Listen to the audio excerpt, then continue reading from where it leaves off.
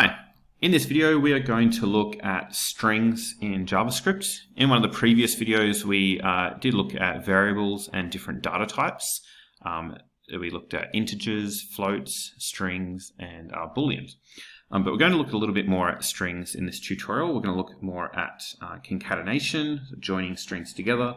We're going to look at converting to integers, so numbers, to be treated as strings. So to be treated like text rather than a number. And we're going to look at a few different functions and how strings actually work. So we did look at in the tutorial on variables, we looked at how to create string variables. So for example, if I wanted to create a variable storing a first name, I would give the variable name and store the string value within quotation marks there. Okay, and we could create another variable here for the last name and then join them together like this. So we could say, well actually we might store this in a variable called full name. We could concatenate, we could go first name plus last name and console.log that out, full name. And we see the two variables, two string values there joined together. But using plus doesn't add a space, so we need to manually add a space in there. If we were console logging the first name and last name, we could add a comma and it would automatically add a space.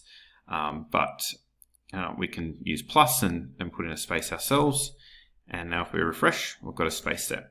Okay, so that we looked at in one of the previous videos. That's called concatenation, where we join bits together. We join strings and variables together. Okay. But there's a number of other things we might want to do. So we might want to find out, well, how long is a string? How many characters, how many letters or numbers or symbols, punctuation marks are in a string value? So for example, if we're creating an app and we needed users to sign up for the app, we might ask them to set a username and a password. And for security purposes, we might say the password needs to be a minimum of, say, 10 characters in length. It needs to contain at least 10 letters and numbers, or something like that. So we'd need to check the length of the password that the user wants to set. And we can do that using the .length function. So I'll create another variable here. We don't need to store this in a variable, but we'll just do that anyway. So I'll call it name length. And to find the length of a string, we just reference the variable or the string variable that we want to find the length of, and we say .length. Okay, so I'm creating a new variable called name length, and it's going to store full name .length, the length or number of characters in that full name variable. Okay, and I'm going to console log that out. So I could just console log this full name .length, but because I'm storing it in variable, I'll console log out that variable. And we get 10. All right, so we've got 1, 2, 3, 4, 5, 6, 7, 8, 9, 10 characters in that string, including the space. So that counts as well, 9 letters and a space. Okay, so that would be quite useful if we want to make sure that maybe the name isn't more than a certain amount of characters, or maybe the password is more than a certain amount of characters. A number of different reasons why we might want to find the length of a string. Okay, one other thing that we'll look at is treating numbers as strings. So let's say, for example, we're storing the phone number of a user. All right, so I'll just make up a number here. All right, so let's say that's the phone number of a user. And let's say we want to display that phone number, but we want to format it and show the area code or maybe the country code before the phone number. All right, so we might have country code, and for Australia that's 61, so I'll just put that in there.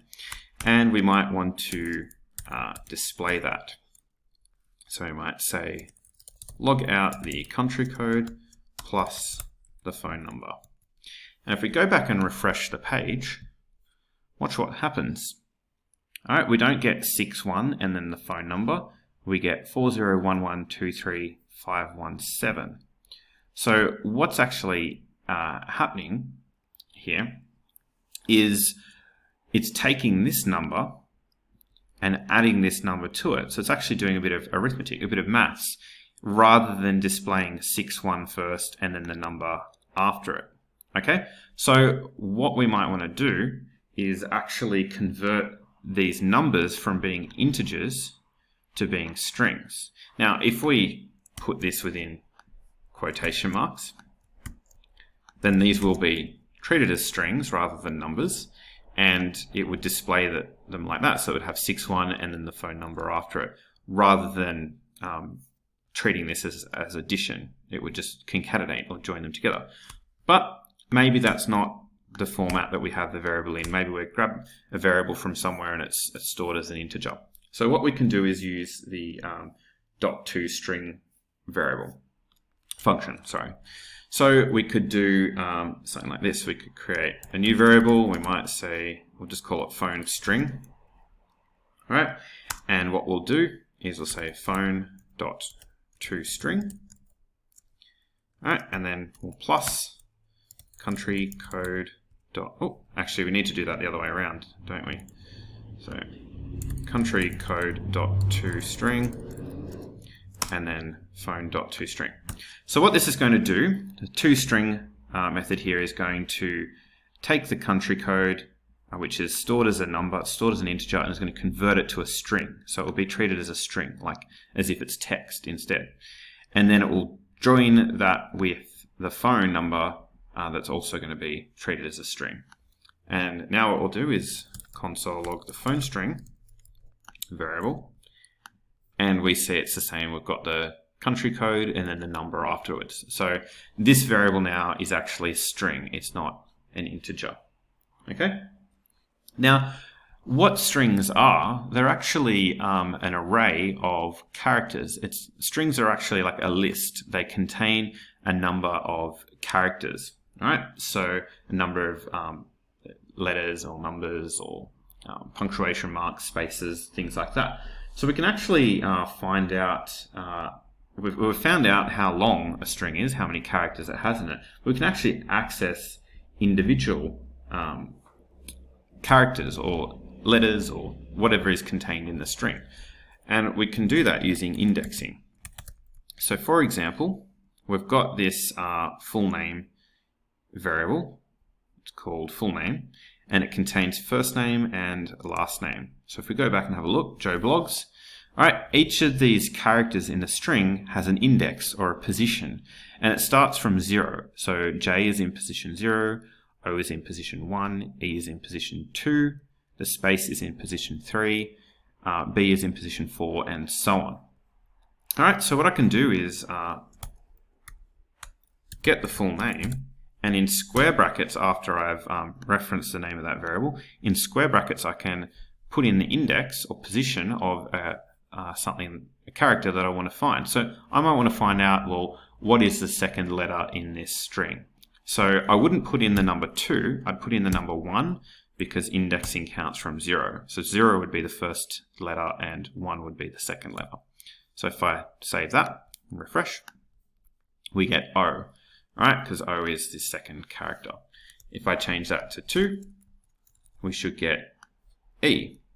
Alright, so we can access individual characters from a string using that function, or using indexing. Alright, we can also find out where something is. So we can do console.log full name dot index of, and then in brackets we might say E. And what this will do is tell us where E is in the string, which index position it's in. So if we save and refresh that, we get 2. So E is in 0, 1, 2. It's in position 2, index 2. All right. There's another way that we can also, how we've found out what character or letter is in a particular index position. There is a function that we can use to do the same thing, and it's full name dot char at or character at, and then in brackets the index. So this line of code here is pretty much the same as this line of code here. They should both display E, which they do. All right. A few other functions that we'll look at. So converting to uppercase and lowercase, we could do console.log fullname.lowercase, or to lowercase, sorry. All right, and we need to make sure we have this pair of parentheses after that. All right, so that shows that string as all lowercase, and we could also do dot to uppercase. So I'll just change that one. Console.log fullname.to uppercase. And what I've got highlighted here, that could be stored in a variable as well. We could create a variable, just call it upper, and that would store the result of changing the full name to uppercase, and then we could just display upper like that. Okay. All right, but I'll just undo that. We don't need to store that in a variable. I just want to display it in uppercase once. I don't necessarily want to store the result in a variable. So those are two methods we can use to convert strings to uppercase or to lowercase.